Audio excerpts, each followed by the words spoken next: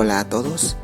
Este sábado 1 de marzo a la 1 de la tarde se va a llevar a cabo el partido entre Cusco Fútbol Club y Universidad Técnica de Cajamarca, correspondiente a la cuarta fecha del torneo Apertura de la Liga 1 de Apuesto 2025.